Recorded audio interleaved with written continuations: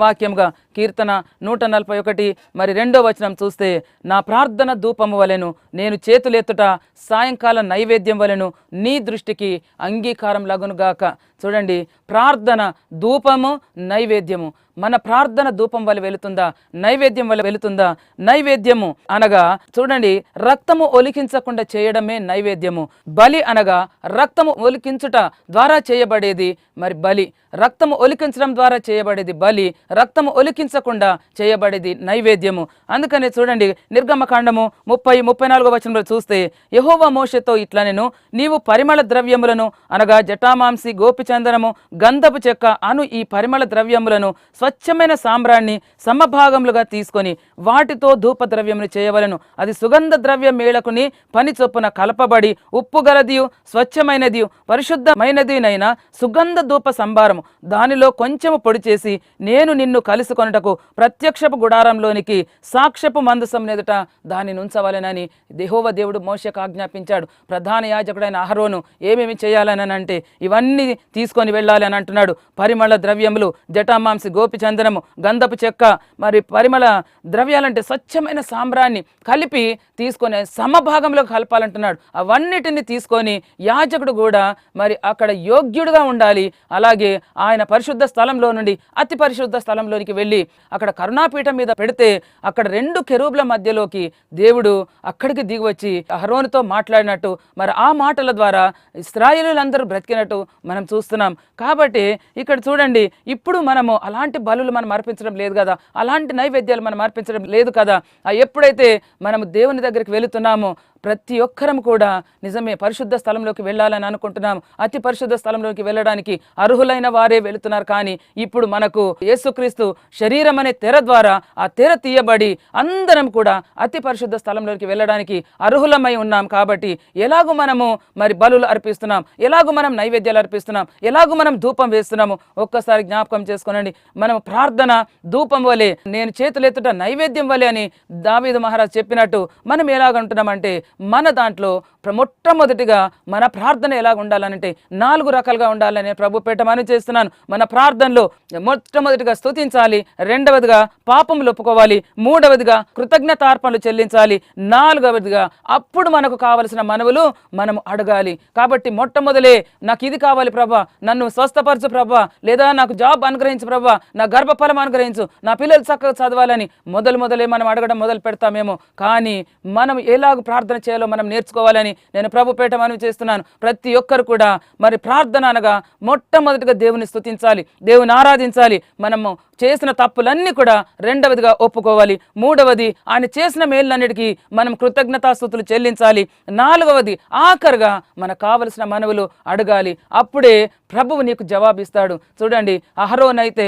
ఇవన్నీ తీసుకొని జటామాంసి, గోపిచందనము, గంధపు చెక్క, ఈ పరిమళ ధూప ద్రవ్యాలు అన్ని కూడా సమభాగములుగా చేసుకోవాలంటున్నాడు. ఇవి మనం కూడా చేసే 4 సమభాగములుగా చేసుకొని మొట్టమొదటి ఏం చేయాలి, 2వది ఏమి చేయాలి, 3వది ఏమి చేయాలి, 4వది ఏమి చేయాలని అవి నేర్చుకొని పరిశుద్ధ సన్నిధిలోనికి వెళ్ళకంటే ముందే మరి హోషేయలో చెప్పినట్టు మన ప్రార్థన సిద్ధం చేసుకొని, మన ప్రార్థన కాచుకొని మరి అక్కడికి వెళ్ళి ప్రార్థించాలని నేను ప్రభుపేట మనం చేస్తున్నాను. ఇష్టమన్నట్టు మనం మాట్లాడడం కాదు, ఇష్టమన్నట్టు ప్రార్థన చేయడం కాదు. మన ప్రార్థన ఆయన వినాలంటే సెలోపెహాద్ కుమార్తెలు చెప్పినది యుక్తము అని యెహోవా దేవుడే మోషేకు ఆజ్ఞాపించాడు. అలాగూ నీవు చేసే ప్రార్థన నిజమే, ఇది అంగీకరించబడ్డది అని ప్రభు ఒప్పుకోవాలి. అలాంటి ప్రార్థనలు మనం చేస్తే అతి పరిశుద్ధ స్థలంలోనికి వెళ్ళి ప్రభువును మనం కలుసుకుంటాం. ప్రభువే మనతో మాట్లాడతాడు. యేసుక్రీస్తు దేవుడే మనతో మాట్లాడి మనకు కావలసినవి మనకు అనుగ్రహిస్తాడని. చూడండి, పిండి, రొట్టె, నూనె ఇవన్నీ కూడా నైవేద్యంలోకి వస్తున్నవి.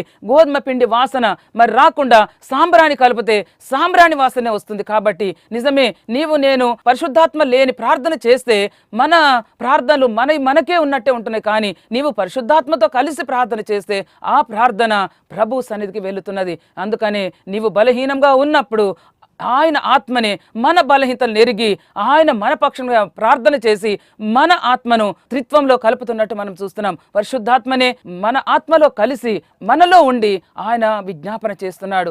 మన ఆత్మను తీసుకుని వెళ్ళి త్రిత్వంలో కలిపి ఆయనలో మనం లీనమయ్యేటట్టు చేసే దేవుడే మన దేవుడు. కాబట్టి నీకు కావలసినవన్నీ కూడా అనుగ్రహించే దేవుడే మన దేవుడు. అందుకని చూడండి, అంతకుముందు ఇశ్రాయేల్ అందరూ కూడా ఆవరణంలో ఉండిరి, కానీ ఇప్పుడు ఎక్కడున్నామనంటే మనము ఈ కాలపు ఇశ్రాయేల్ మనము పరిశుద్ధ స్థలంలో కాదు, అతి పరిశుద్ధ స్థలంలోనికి వెళ్ళడానికి కూడా అర్హులమయ్యాము. ఎందుకంటే యేసుక్రీస్తు ప్రభు ఆయన తన్ను తానే బలిగాను అర్పణగాను అర్పించుకొని ఆయన నిన్ను నన్ను అతి పరిశుద్ధ స్థలంకి వెళ్ళడానికి అర్హులుగా యోగ్యులుగా చేశాడు. చూడండి, యాజకుడైతే నిలువుటంగి వేసుకోవాలి, ఏఫోదు ధరించాలి, భుజఖండముల మీద మరి రత్నము, అలాగే ఇశ్రాయేల్ యొక్క 12 గోత్రాలు 2 భుజాల మీద ఆయన మోసుకోవాలి. అలాగే మరి ఇంకా ఏఫోదు ఉంగరములకు నీలి సూత్రములతో ఆయన పథకము కట్టాలి. మరి ఇంకా చూస్తే ఊరిమి తుమ్మిము అనే న్యాయ విధాన పథకాలు ఇవన్నీ కూడా కట్టుకొని ఆ ఏఫోదు ఆ అంగికి క్రింద దానిమ పళ్ళు, మరి అలాగే గంటలు కూడా కట్టుకోవాలి. అలాగే ఒక త్రాడు మరి బిగించుకోవాలి. అది కూడా ఎందుకంటే యాజకుడు యోగ్యుడు కాకపోతే అతి పరిశుద్ధ స్థలంలో ఆయన మరి ఈ ధూపం వేస్తూ ఉంటే గంటలు మ్రోగుతూ ఉంటవి. కాబట్టి ఎప్పుడైతే గంటలు మ్రోగవో యాజకుడు చచ్చాడని ఆ త్రాడుతో ఆయన లాగి వేస్తారు. కాబట్టి ఎన్ని విధానాలు ఉన్నాయి, ఎన్ని మరి ఆజ్ఞలు దేవుడు ఇచ్చాడు చూడండి. కానీ నీకు నాకు దేవుడు ఎంతగా కృప అనుగ్రహిస్తున్నాడంటే ఇవన్నీ కూడా అక్కర్లేదు. యథార్థమైన హృదయంతో పవిత్రమైన మనసుతో ఆయనను ప్రార్థన చేస్తే ప్రభువే దిగివచ్చి నీ మనసు నీకున్న సమస్తం కూడా చక్కపరుస్తున్నాడు, నీ ప్రార్థన అంగీకరిస్తున్నాడు. చూడండి, అందుకని ఎప్పుడైతే సంవత్సరంలోకి ఒక్కసారి ఆయన అతి పరిశుద్ధ స్థలంలోకి వెళుతున్నాడు, కానీ నీవు నేనైతే ఎల్లప్పుడు కూడా ఆయనను ఆరాధిస్తూ ఉంటే ఆయన ఆత్మ దిగి వస్తుంది. ఆయన మనతో, మనము ఆయనలో ఏకమవుతున్నామని ఇక్కడ చూస్తున్నాం. చూడండి, అయితే ప్రత్యక్ష గుడారంలో ఒక తెర ఉంటున్నది. అయితే పరిశుద్ధ స్థలంలో మరి ఈ దీపస్తంభ వేదిక ఉంటుంది, మరి రొట్టెల బల్ల కూడా ఉంటున్నది. అయితే ఎప్పుడైతే ఈ తెర తీస్తాడో ప్రధాన యాజకుడు వెళ్ళి అతి పరిశుద్ధ స్థలానికి ఉన్న ఆ తెర తీస్తాడో, తీయగానే ఇక్కడ దీప వృక్షము యొక్క వెలుగు అక్కడ గాఢాంధకారంలో ఉన్న ఆ కరుణాపీఠం మీద పడగానే ఆ కరుణాపీఠం అంతా అక్కడ అతి పరిశుద్ధ స్థలంలో ఉన్న ఆ వస్తువులన్నీ కూడా మనకు కనబడుతున్నవి. ఆ వెలుగే యేసుక్రీస్తు ప్రభువుకు సాదృశ్యంగా ఉంటున్నది. చూడండి, ఎంతగా మరి ప్రభువు గాఢాంధకారంలో యెహోవా దేవుడు ఉండడానికి నిశ్చయించుకున్నట్టు మనం చూస్తున్నాం. కాబట్టి చూడండి, 2వ దినవృత్తాంతాల గ్రంథము 6వ అధ్యాయము 1వ వచనంలో సొలొమోను రాజు గారు ప్రార్థన చేస్తున్నాడు. గాఢాంధకారంలో ఉన్న దేవా యెహోవాని ఆయన ప్రార్థన చేస్తున్నాడు. ఆయనను బయలుపరిచింది యేసుక్రీస్తు ప్రభువే. కాబట్టి ఈ వెలుగు మరి ఆ కరుణాపీఠం మీద పడగానే ఆ కరుణాపీఠంలో ఉన్న మన్నా, 10 ఆజ్ఞలు, అలాగే అహరోను చిగురించిన కర్ర, ఈ 3 కూడా కనబడుతున్నవి. కెరూబుల మధ్య యెహోవా దేవుడు మరి అహరోనుతో మరి మాట్లాడే మాటలు కూడా అక్కడ వినబడుతున్నాయి. కాబట్టి దీపవృక్షమైన ఈ వెలుగే మరి యెహోవా దేవునికి మరి ఆయనను కనపరుస్తుంది. కాబట్టి ఈ దీపవృక్షపు వెలుగే యేసుక్రీస్తుకు సాదృశ్యంగా మనం చూస్తున్నాం. చూడండి, ఇక్కడ కొలసి మరి 2వ అధ్యాయం 9వ వచనం చూస్తే దేవత్వం యొక్క సర్వ పరిపూర్ణత శరీరముగా క్రీస్తునందు నివసించుతున్నది. చూడండి, యెహోవా దేవుని యొక్క సర్వ పరిపూర్ణత శరీరముగా క్రీస్తునందు నివసిస్తున్నదని మనం నేర్చుకుంటున్నాం. అందుకే హెబ్రీ 4:5 క్రీస్తుని యాజకుడిగా తండ్రి మహిమ పరిచినట్టు మనం చూస్తున్నాం. అలాగే ఎఫెసీ 5:2 క్రీస్తు మిమ్మును ప్రేమించి పరిమళ వాసనగా ఉండుటకు మన కొరకు తన్ను తాను దేవునికి అర్పణగాను బలిగాను అర్పించుకొని మనము అతి పరిశుద్ధ స్థలంలోనికి వెళ్ళడానికి మనకు యోగ్యత కలిగించిన దేవునికి లెక్కలేని స్తోత్రాలు వందనాలు చెల్లిస్తున్నాను. క్రీస్తు శరీరము అర్పణగాను ధూపముగాను ద్రవ్యముగాను అర్పించుకున్నాడు. కాబట్టి శరీరమేమో రక్తము ఒలికించింది కాబట్టి అది బలిగాను, అలాగే ఆత్మ రక్తము ఒలికించినది కాబట్టి అర్పణగాను నైవేద్యంగాను అక్కడ ఉన్నట్టు మనం చూస్తున్నాం. కాబట్టి చూడండి, పాత నిబంధనలో ఇశ్రాయేలు పరిశుద్ధ స్థలంలో నుండి మరి ప్రధాన యాజకుడు యోగ్యమైన బలి అర్పించినప్పుడే అక్కడ యెహోవా దేవుని స్వరము వింటుండే. కాబట్టి మనము కూడా యోగ్యమైన ప్రార్థనలు చేసినప్పుడే మనము కూడా దేవుని సన్నిధిలో నుండి మనం కూడా జవాబులు పొందుకుంటామని నేను ప్రభు పేరిట మనవి చేస్తున్నాను. చూడండి, అక్కడ బాగా దంచిన పొడిని, ధూప ద్రవ్య సంభారాలన్నీ కూడా మరి బాగా దంచి ఆ పొడిని చేసి అక్కడ కరుణాపీఠం మీద ఉంచినట్లయితే దేవుని ఆత్మ దిగివచ్చి ప్రధాన యాజకునికి ఆ స్వరము వినబడుతుంది. ఆ స్వరము వినబడితే ఆ స్వరము ద్వారా, ఆ మాటల ద్వారా ఇశ్రాయేలు బ్రతికినట్టు మనం చూస్తున్నాం. ఈ దినాల్లో కూడా నీవు నేను ప్రార్థన చేస్తే యేసుక్రీస్తు స్వరం మనం వింటున్నాం. పరిశుద్ధాత్ముడు మనతో మాట్లాడుతున్నాడు. కాబట్టి ఆ మాటల ద్వారా మనము బ్రతుకుతున్నాము. కాబట్టి అలాంటి ప్రార్థనలు చేయాలని, నిజమే ప్రార్థన అనగా ధూపము, ప్రార్థన అనగా నైవేద్యం వలె మనం చేసి ఆయన నుంచి మనము తప్పకుండా జవాబులు పొందాలని నేను ప్రభు పేట మనం చేస్తున్నాను. చూడండి, ప్రార్థన చేయనప్పుడు సాంబ్రాన్ని కలపడానగా జీవపు వాసనగా ఉన్నామని క్రీస్తు యొక్క పరిశుద్ధాత్మను పొందుకొని ఆత్మలో ప్రార్థన చేయాలని నేను ప్రభు పేట మనం చేస్తున్నాను. ఎప్పుడైతే మనం ఆత్మలో ప్రార్థన చేస్తామో అది ఎంతగానంటే ఆత్మ ఉప్పొంగిపోతుంది. ఆత్మలో మనం ఆనందిస్తున్నాము. అసలు చెప్పలేని సంతోషము, ఆనందము. ఎన్ని దినములు ఉపవాసం ఉండి ప్రార్థించినా కానీ ఆత్మతో కూడిన ప్రార్థన చేసి మనం 1 గంట అయినా పర్వాలేదు చేసి బయటకు వస్తే ఎన్నో దినముల మరి శక్తి మనము పొందుకుంటున్నాం. కాబట్టి అలాంటిది సాంబ్రాణి కలిపిన మరి నైవేద్యం అర్పించినట్టు అలాగే పరిశుద్ధాత్మతో కూడిన ప్రార్థన అలాంటి బలమును, అలాంటి సువాసనను, అలాంటి జీవపు వాసనను దేవుడు మనకు అనుగ్రహిస్తున్నాడు. చూడండి, అందుకనే ఇప్పుడు ఇవన్నీ లేవు కాబట్టి మనము పరిశుద్ధాత్మతో ప్రార్థించి అవన్నీ పొందుకోవాలని నేను ప్రభు పేట మనవి చేస్తున్నాను. ఎందుకంటే క్రీస్తు ప్రభు కూడా 2000 సంవత్సరాల క్రితము ఈ లోకంలో సంచారం చేస్తున్నప్పుడు ఆయన కూడా మహారోదనంతోనూ కన్నీళ్లతోనూ ఆయన ప్రధాన యాజకుడిగా యెహోవా దేవునికి ప్రార్థన చేసి ఆయన కూడా తన ప్రార్థన అంగీకరించడానికి ఆయన కారకుడైనట్టు మనం కూడా కన్నీళ్లతోనూ రోదనంతోనూ ప్రార్థన చేసి విజ్ఞాపన చేసి ధూప నైవేద్యం వేసి జీవం గల ఆయన శరీరం అనే తెర ద్వారా ఆయన రక్తం వలన పరిశుద్ధ స్థలం ఆయన ప్రవేశించాడు. కాబట్టి మనం కూడా ఇప్పుడు ప్రార్థిస్తే ఆయన ద్వారా మనం కూడా మరి అతి పరిశుద్ధ స్థలంలోనికి మనం కూడా ప్రవేశిస్తున్నామని క్రీస్తునందే అతిశయపడి అలాంటి భాగ్యం ఇచ్చినందుకు మనం క్రీస్తును మనము ధరించుకొని అతి పరిశుద్ధ స్థలంలోకి వెళ్ళి ముఖాముఖిగా ఆయనను కలుసుకుందాం. మనకున్న ముసుగును తీసివేసే దేవుడు ఆయనలో మనం ఉండి ఆయనను మనము అంగీకరించి ఆయనను ఆరాధించే బిడ్డలుగా ఆయన చేసుకున్నాడు. కాబట్టి ఆయనకే మనము లెక్కలేని స్తోత్రములు చెల్లించి ప్రార్థించి ఆయనను ఆరాధిస్తాం. చూడండి, లూకా రాసిన సువార్త 1వ అధ్యాయము 9వ వచనంలో చూస్తే జకర్యా కూడా ధూపం వేస్తున్నాడు. ఎప్పటి నుంచి తన తరగతి క్రమము చొప్పున ఆయన ధూపం వేస్తున్నాడు. అయితే ఇన్ని దినములు ఆయనకు జరగని దర్శనము వృద్ధాప్యంలో ఆయనకు దర్శనం జరిగింది. అంటే ఇన్ని దినములు వేసిన ధూపం ఎలాగుండింది, మరి దేవునికి అంగీకారంగా లేకుండిందా, మరి అదైతే మనకు తెలియదు. కానీ దేవుడే చెప్తున్నాడు జకర్యా యథార్థవర్తనుడని, ఆయన దేవుని యందు భయభక్తులు కలిగిన వాడని. కాబట్టి ఆయన ధూపము నైవేద్యము ఆయన అంగీకరించాడు. కానీ ఆయనకు మరి ముదుసలి వయసులో కూడా ఆయనకు పిల్లలు లేకుండా ఆయన ఎలిజబెత్ ఇద్దరు కూడా గొడ్రాండ్రుగా ఉన్నట్టు చూస్తున్నాం. వృద్ధాప్యానికి వచ్చారు. కానీ ఆయన ప్రార్థన ధూపం వేస్తున్నాడు. చూడండి, ఆయన తరగతి క్రమము చొప్పున ఆయన ప్రార్థనలు చేస్తున్నట్టు మనం చూస్తున్నాం. అయితే అతని భార్య అహరోను కుమార్తెల్లో ఒకటి అనగా ఆమె కూడా యాజకుల వంశంలోంచి వచ్చింది. ఈయన కూడా యాజకుడై ఉండి ఆయన ధూపం వేస్తున్నాడు. ఈమె కూడా యాజకుల వంశంలో ఉన్నది కాబట్టి ఈమె కూడా తను ప్రార్థిస్తూ తను కూడా ధూపం వేసినట్టు మనం చూస్తున్నాం. కాబట్టి ఆమె ప్రార్థనలు ఆయన ప్రార్థనలు కూడా విని వృద్ధాప్యంలో గాబ్రియేల్ దూత అక్కడికి పంపబడ్డాడు. చూడండి, పంపబడగానే ఆయన ఏమంటున్నాడంటే, జకర్యా నీ ప్రార్థనలు వినబడినవి.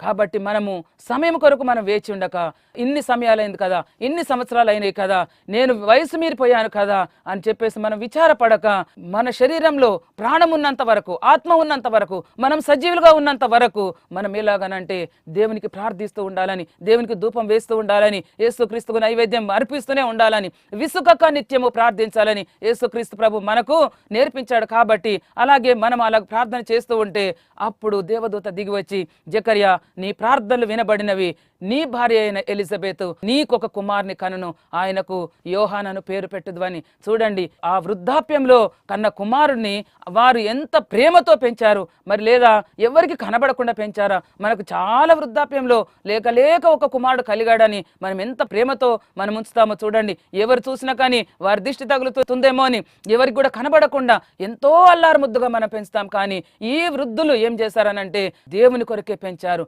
యేసుక్రీస్తు ప్రభువుకు త్రోవను సరళం చేసే బిడ్డగా పెంచారు. అయితే ఒక్క కుమారుని కన్నా ఆ వృద్ధ దంపతులు ఎలాంటి కుమారుని కన్నారంటే ఆయన పుట్టినందుకు అనేకులు సంతోషిస్తారంట. అనేకులు సంతోషిస్తారంటే ఎలాగనంటే చాలా మందిని మరి దేవుని తట్టు త్రిప్పే బిడ్డగా ఆయనను పెంచారు. మనం అలాంటి తల్లులుగా ఉన్నామా? మనము అలాంటి తండ్రులుగా ఉన్నామా? మన పిల్లలు ఎలాగున్నారు? మన పిల్లలు దేవుని కొరకు మనం పెంచుతున్నామా? మన పిల్లలు దేవునిలో ఎదుగుతున్నారా? అసలు దేవుని మందిరానికి వస్తున్నారా? చూడండి, యవ్వనస్తులు ఎక్కడ ఉన్నారు ఒక్కసారి జ్ఞాపకం చేసుకోండి. బాప్తిస్మం ఇచ్చే యోహాను యవ్వనస్తుడైనాడు. ఆయన అరణ్యంలోకి వెళ్ళి దేవుని సువార్త ప్రకటిస్తున్నాడు. ఎలాగూ ప్రకటిస్తున్నాడంటే పరిసయ్యులు, సద్దుకైలు, ధర్మశాస్త్రోపదేశకులు వస్తే సర్ప సంతానం అని వారిని గద్దిస్తూ వారు మారు మనసు పొందడానికి ఆయన మరి ఒక సాధనంగా ఆయనను పెంచారు. చూడండి, అందుకని ఆయన ప్రతి ఒక్కరి గద్దించినప్పుడు వారు తమ పాపంలో ఒప్పుకుంటూ మరి బాప్తిస్మం తీసుకున్నట్టు చూస్తున్నాం. కాబట్టి యవ్వనస్తులు నిజమే ఎవరినైనా కానీ ఒక్క ఆత్మనన్న మార్చారా? ఒక్క ఆత్మనన్న దేవుని సన్నిధికి తీసుకొని వచ్చారా? నీ ప్రార్థన ద్వారా, నీ ధూపము ద్వారా, నీ నైవేద్యం ద్వారా నీ పిల్లలకు రక్షణ కలిగిందా? నీ పిల్లలు యాజకులుగా ఉన్నారా? నీ పిల్లలు ఎలాగున్నారు? అదొకసారి మనం జ్ఞాపకం చేసుకుందాం. చూడండి, ధూపం ద్వారా ఎలాంటి కుమారుడు అంటే రాజులను గద్దించేవాడుగా, క్రీస్తునకు బాప్తిస్మం ఇచ్చేవాడుగా, అలాగే ఏలియా ఆత్మ గలవాడు.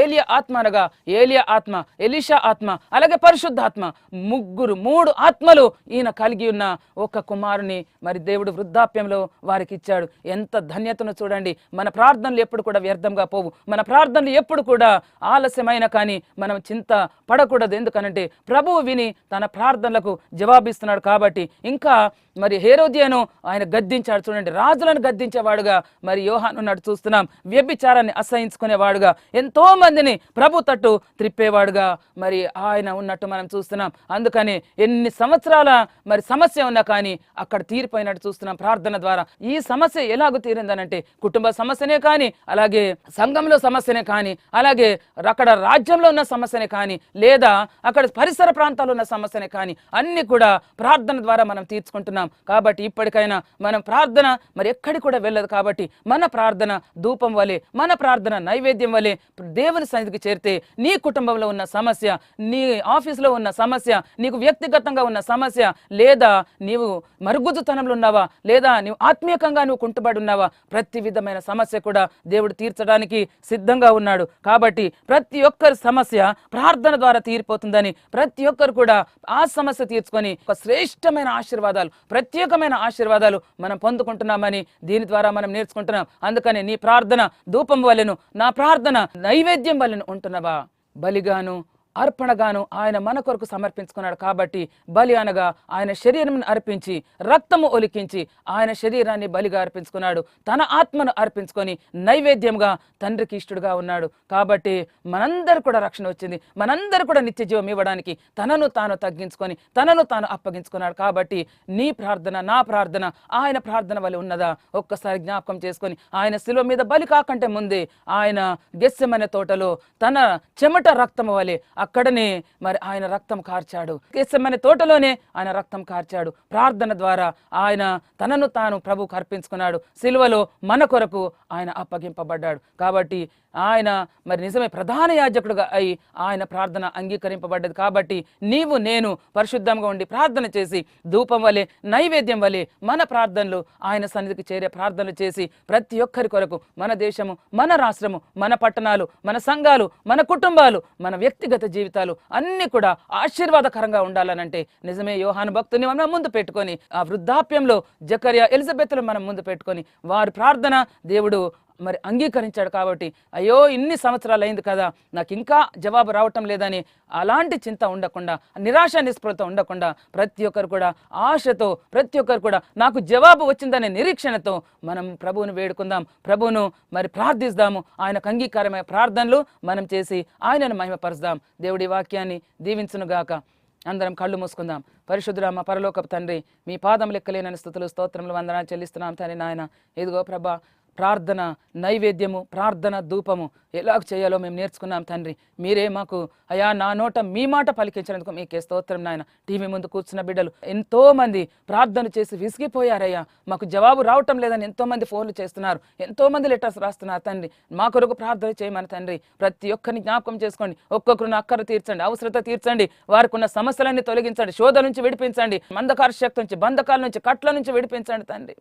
దేవా మీకే స్తోత్రం. ఎంతో మంది గుడ్డివారు ఉన్నారు, కుంటివారు ఉన్నారు, అంగహీనులుగా ఉన్నారు తండ్రి. ఎంతో మందికి వివాహాలు కాకుండా ఉన్నారు, ఉద్యోగాలు లేకుండా ఉన్నారు ప్రభా, ఇల్లు లేకుండా ఉన్నారు, సరి అయిన జీతాలు లేకుండా ఉన్నారు ప్రభా. యేసయ్యా మీకే స్తోత్రములు నాయన. అలాగే వారందరినీ కూడా మీరే జ్ఞాపకం చేసుకోండి. ప్రతి ఒక్కరికి ఉన్న సమస్య తీర్చండి ప్రభా.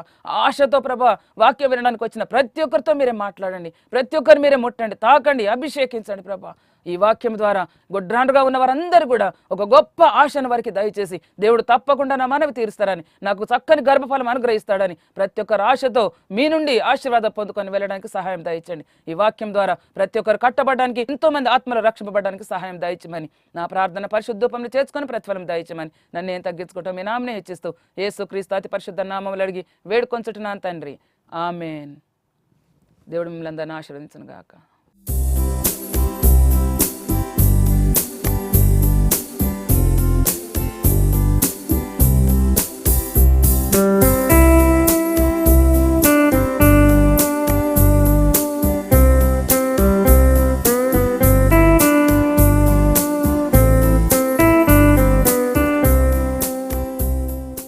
ఇంతవరకు మీరు విన్న ఈ దైవ సందేశం ద్వారా మీరు ఆత్మీకంగా, భౌతికంగా మేలులు పొంది ఉన్నారని ఆశిస్తున్నాము. ఈ కార్యక్రమం కొనసాగించబడడానికి ఎన్నో ఆర్థిక ఒడిదుడుకులు కలిగినప్పటికీ దేవుని అత్యంత కృప ద్వారా మీ ప్రార్థన సహాయ సహకారాల ద్వారా కొనసాగించబడినందుకు దేవునికి స్తోత్రాలు. ఇక ముందు ఈ కార్యక్రమం కొనసాగించబడడానికి దేవుడు మీ హృదయాలను ప్రేరేపించిన కొలది మీ సహాయ సహకారాలను అందించవలసిందిగా కోరుచున్నాము. మీకేమైనా ప్రార్థన అవసరతలు నేడ్లా మమ్మల్ని సంప్రదించవలసిన మా చిరునామా pastor M Vinay Kumar, Bethesda ministries, 8-3-231-A/304, Shri Krishna Nagar, Yousufguda, 5,45,000. మా ఫోన్ నెంబర్స్ 04023548836. మా సెల్ నెంబర్లు 9346902818, 9347583059.